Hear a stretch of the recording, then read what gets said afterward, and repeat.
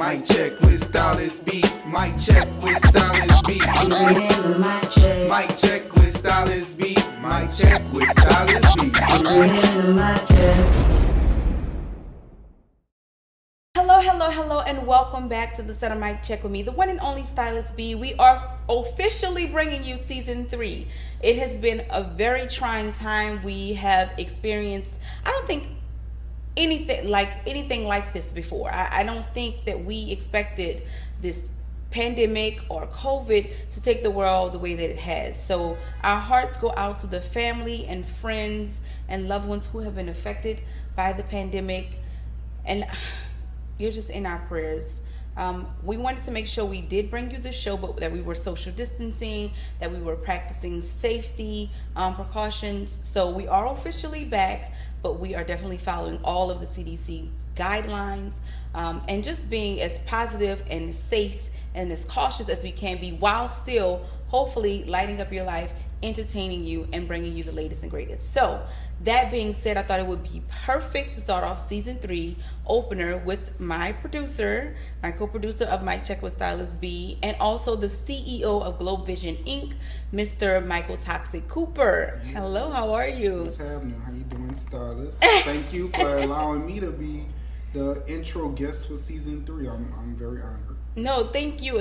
So what you guys don't know is this: he works. But you're always behind the camera, elevating artists, broadcasting and events. And so I know when I asked, can you please sit down with me? You were kind of like, I'd rather be behind the camera telling you what to do. But I thank you for taking the time to sit down, because I think it's important that we talk about how we've been able to proceed, and then you with your company kind of just telling people how you've been able to stay afloat amidst all of it. So I want to give you the proper intro, but I did want to kind of talk to the world about where we are and why we decided to come back, but safely, and why I thought you would be the perfect first guest. So all of the heavy stuff, woosah, because it is what it is, right? But we are still here, and so therefore we still have things to accomplish and blessings to live, to live our fullest truth. So welcome back to the Set of Mic Check with me, the one and only Stylist B. I have with me CEO of Globe Vision Inc. It's a broadcasting, talent management, and event production company, Mr. Toxic, the director. What's poppin'? There you go. Give me some of that energy. Don't starve me now. You know I like a bounce. So thank you for sitting down with me. How you feeling today? I'm feeling great.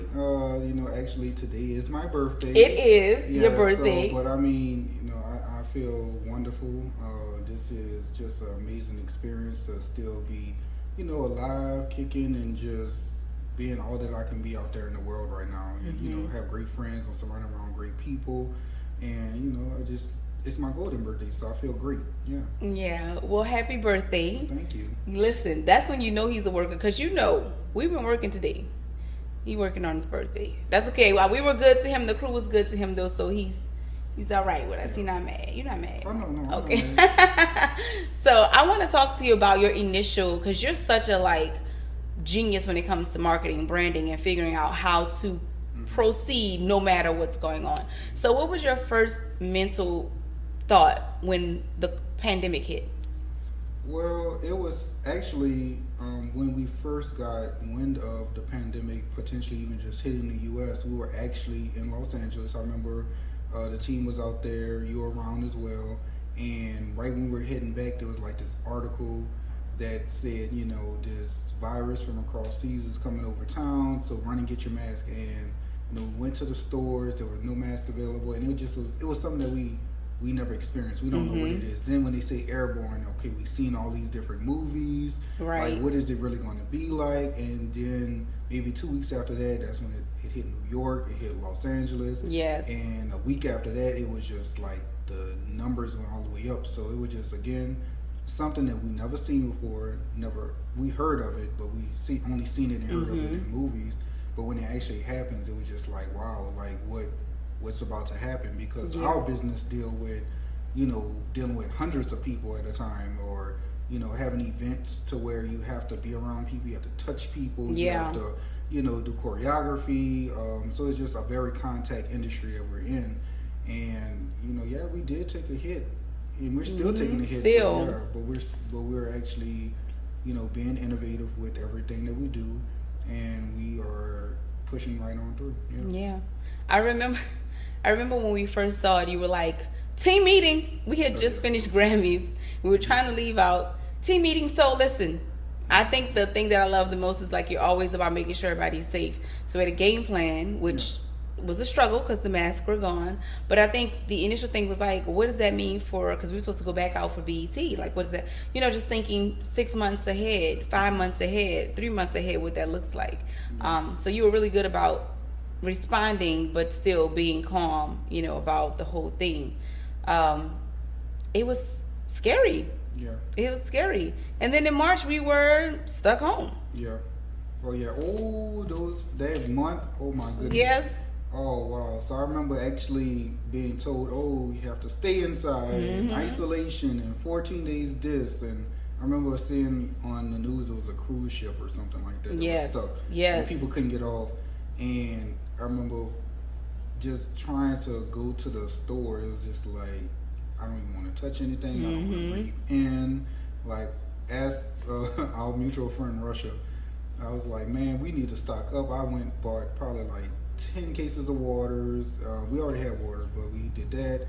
I packed up on non-perishable items, and it just was like, again, we didn't know how long we was going to be inside. Now, I wasn't a crazy person with stocking up, but I just was like, look, just being protective. We got to get ours because it was just like, I don't know what's about to happen next. So. Did you get tissue also? I mean, we were good. We got napkins. There were other tissues, so we went and got the party napkins. Right. So yeah, we were ready just in case. Just in case. Like it's paper. So obviously, we're stuck home. Yeah. We stayed home, but you don't ever keep still. So you were rebranding and marketing and all of this stuff during the pandemic. When did the shift happen of like, okay, business must go on? I remember around that March time. It really became a little depressing because we were supposed to start planning for BET Awards weekend, which is in June. It's always the last weekend of June.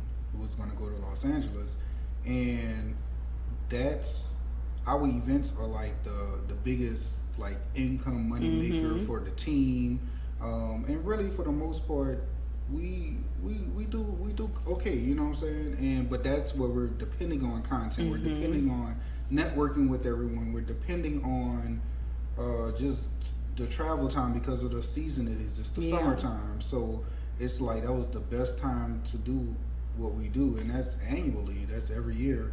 And for us not to be able to actually cancel it, it was just kind of like a downer.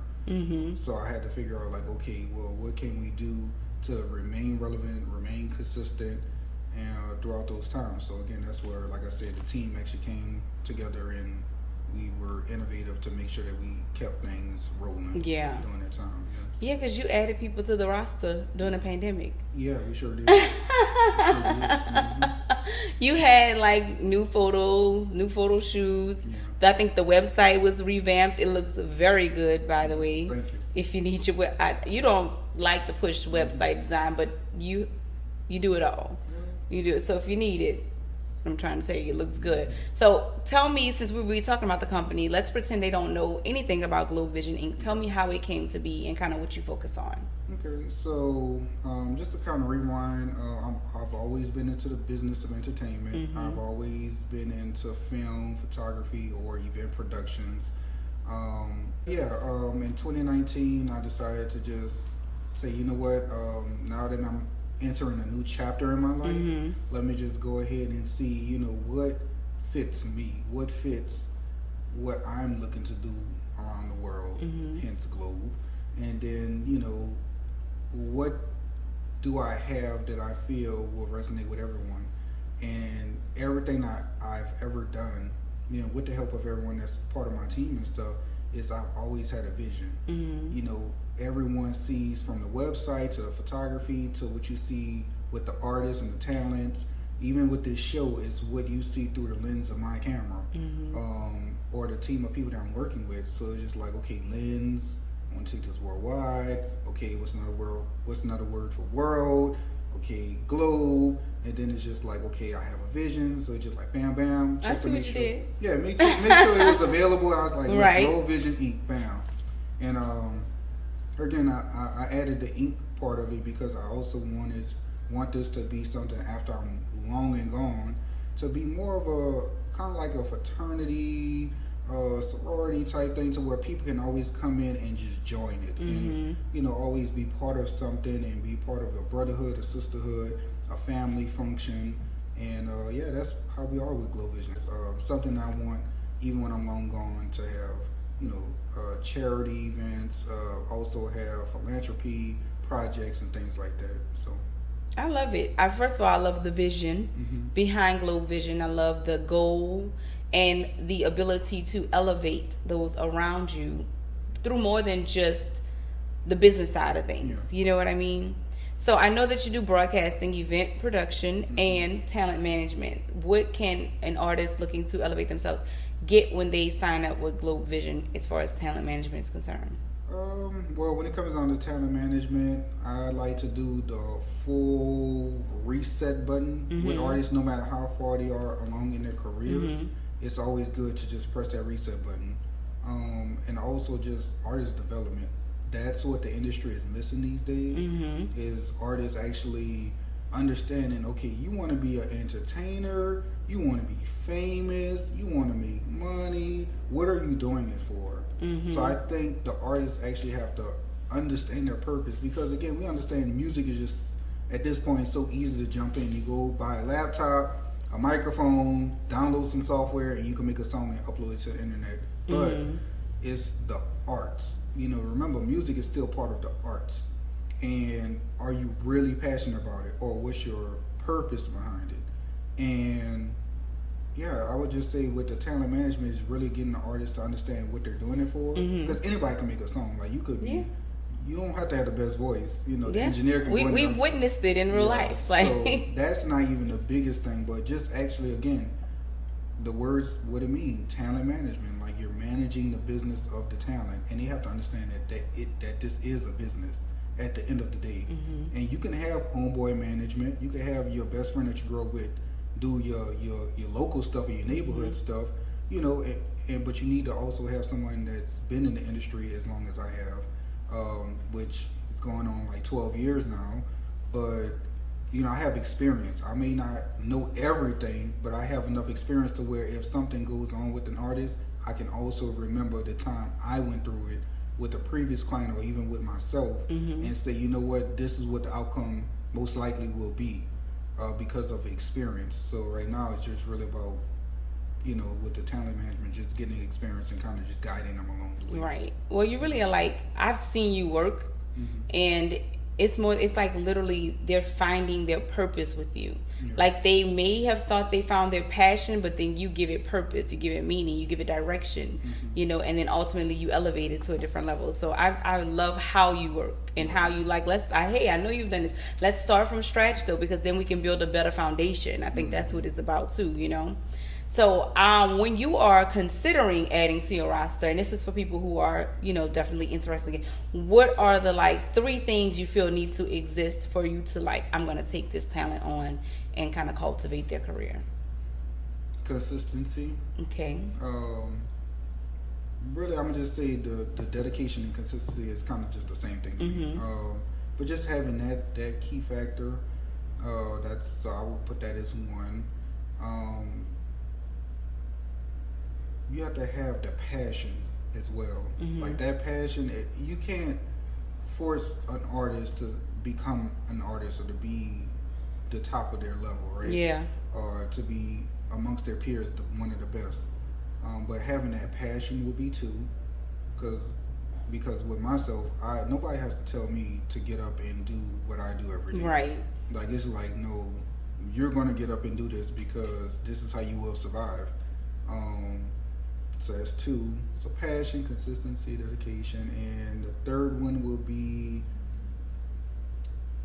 you have to have a real vibe. You have to be able to connect with people. I understand there's a lot of talented artists, but if you're shy, like, you could be the most talented artist in the world, but if you're shy, like, people will not receive you. Right. They would not. People are fans at the end of the day. People, they look at your social media, they look at your documentaries, they look at all these things, and they want to be in your circle. They want, when they come up to you and talk to you, that there's a conversation, not that you're going to be antisocial. So what are your communication skills with people? Yeah. Or even if you are shy, like, I want to see you be willing to break out of it. Because again, I do come across a lot of artists that's so talented, but it's just, there's no skill, there's no communication skills there, and it's just like, I can't really do much with that until you break out of that shell. Yeah. So, unless you're just gonna go make all the music in the world and then work on that later, but it's just, that's all I can do at this point, is let you go make music. But I can't have you out in the field, bring you to events and parties and you're sitting there in the corner. No, it's not gonna work. Valid, because you have to be able to at least communicate with people about what you're trying to do. Like, Wait, can we add a fourth one on there? Yes. Investing in yourself. Oh Lord, that's probably the top one. Yeah. You have to invest in yourself. Like, if you're not willing to put, let's just say $100, I'm just using a number. If you're not willing to put $100 towards yourself and your career, towards like marketing or your images or just promotions, it's just like, how do you expect me and my team to work harder than you as the artist? Yeah. So I would just say investing in yourself as a top one, and then everything else. And then everything else will he's follow. like, oh, wait a minute. Yeah. Well, I'm investing. Yes, you have to invest in yourself. Agreed. I've invested in myself, and you see a difference when you invest in you. Because I can't invest in you if you're not even willing to. You're telling me you're not even a good investment. Right. Because you're not willing to make the investment. So no, that is valid. That is okay. It could be number one. It could be number one. So listen, this is my question, because we talk about the technical stuff, but I kind of want to get a little bit personal. Okay. So deciding to branch out, start your own company. What's been the hardest thing pre-pandemic and then post-pandemic? Right? What's been the hardest thing to kind of stay motivated or stay afloat in your own incorporation now? Well, I would just say before the pandemic, and this will kind of go all the way back as I was growing up, and I'll try to keep it short, but just growing up in New Orleans and being from New Orleans, of course, every city has its thing. I'm not saying that New Orleans is just like we the cream of the crop, but because I'm from here and my experiences here growing up, it's just poverty, not having many resources, if any at all. I would say the jealousy amongst the New Orleans, like the crab in the barrel mentality. The crab in the barrel mentality is just, oh my goodness. And again, a lot of places have it, but down here it's like, okay, we all need to have the mindset to work together. We all need to have the mindset to come together. With unity, we succeed. That was our motto with my previous company, MFAM, Entertainment Films. But it just was like, I think that was just some of the most hardships that I ever had growing up here in New Orleans, and just getting out. Like, a lot of people don't understand New Orleans is a trap. It's a real trap. And once you get out of New Orleans and you travel, you see the other places and cities and how their infrastructure is compared to New Orleans. It's just like when is New Orleans going to get it together? So I would just say, growing up in New Orleans, I love my city dearly. I really do love my city. It's just, we have to, I'm saying we because I'm including myself in it. We have to do better. We have to want more for our children and our nieces and nephews and grandchildren. And we have to take that next step. We have to stop the violence. We have to stop the killing. We have to, invest, again, the word investment, invest more into our communities and actually just make sure that the infrastructure is better. And then I believe, I won't even say think, but I believe that we will be a better city, we will be a better people, and we will, thrive. Like, that's what it is. Because again, we're so unique as a city. Yeah. From the music, the food, like the talent, the everything. This is definitely a city to come and visit, like, and come and vacate. But also, again, with us being a hospitality city, which is just, majority is fast tourism food, and tourism jobs, hotel jobs, Uber, and just like that's the only thing we have to look forward to. And it's just, I think, creating more opportunities here would make the city better. So that would just be the hardships, I would say. Yeah. No, I agree. I've traveled, and to be honest with you, New Orleans has the most talented people I've ever seen. Mm-hmm. However, not having the resources, like you say, a lot of talented young kids turn to other things because they just don't have an outlet, which is something I've talked about before on the show. And then lack of guidance, because maybe those people don't, like how you say, some people get out and never come back. That's not you, because you definitely give back. I've seen you help people who most would just pass up, but not having the guidance, something as simple as how to be on set, how to approach someone, how to take a meeting. Like, those little things are missed. So when people who's not from here come here to present opportunities, they're missed by those who are deserving but don't even know how to take a meeting. So that's why I feel like a company like you is so important to have. Like yours is so important to have. So, okay, since the pandemic, what's been the greatest hurdle to get over? Okay, so I would say, honestly, the biggest hurdle during/after the pandemic would be probably waiting. Because, again, we have to wait as an organization because our business is about 60% event-based, where we are either producing events or we're attending other people's events, to where we have to see what the CDC says. We also have to wait and see what state and local officials say what we can and cannot do. But yeah, it's very painful to wait, because it's just like you're sitting there, and thank goodness and thank God that we are able to do a lot of digital work. Yes. Because I would say if this happened maybe about 10 years ago for sure, but I'll say even 5 years ago, the capabilities of being able to just live stream and upload and be able to create the things at such a quickness, it didn't exist like it did as of 2020. So I would say even 2015, it was live streaming was probably just hitting the market. It definitely wasn't what it was what it is today, but being able to be digital during this time is very helpful. But if we didn't have this, we probably would have went under. So it's just one of those things to where we are dealing with something serious at a difficult time, but those who really want it are able to manage. And we have been able to manage. Well, and that's a testament to the services, the ability, the competence and confidence, right, of the company, because I know a ton of major companies that have not managed because they were not a part of the digital age. So you just being tech savvy in general, is part of the reason why we I'm a part of the company, but it's part of the reason why Globe Vision has been able to not only survive but still kind of thrive during a time in which it's difficult. So we've been talking about difficult stuff. I would love to shift it and just do a little game. Okay. You are not exempt from the games, even though you're a co-producer.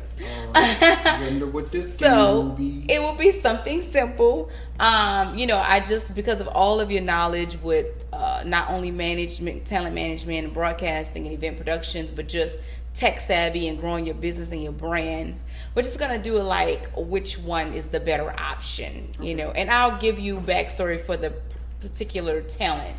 So it's you can make the call. Okay.